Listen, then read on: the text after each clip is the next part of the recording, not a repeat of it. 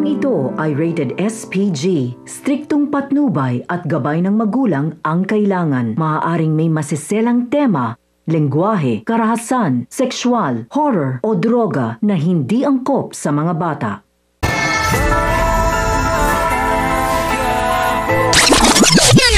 Ang mga dapat nating abangan sa FPJ's Batang Quiapo. Natunghayan nga natin ang mga naganap sa pagitan ni Rigor at Tanggol.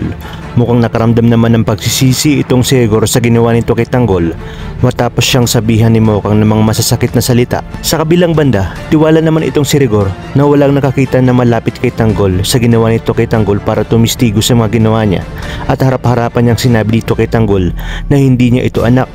Bago nga tuluyang nawala ng malay si Tanggol, ay ang mga binitawang salita ni Rigor ay ang kanyang narinig. Ayon pa nga kay Rigor na magsasama na umano sina Tanggol at ang tunay nitong ama sa hukay. Dahil buong akala nga ni Rigor na wala ng malay itong si Tanggol, ay hindi niya alam na narinig lahat ito ni Tanggol ang mga binitawang salita niya tungkol sa buong pagkatao ni Tanggol. Wala namang kaalam-alam itong si Rigor na narinig din ni Mokang ang mga sinabi ni Rigor.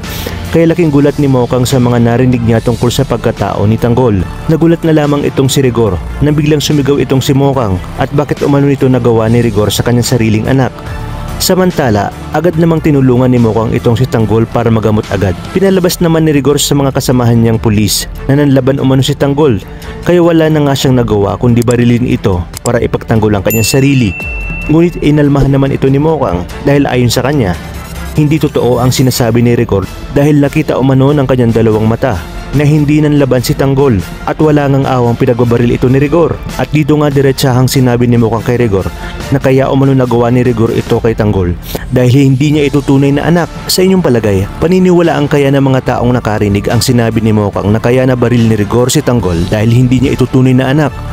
Kaya naman kapamilya, kapit lang dahil marami pa tayong dapat abangan dito lang sa pambansang teleserye ng Sambayanan, ang FPJ's Batang Quiapo.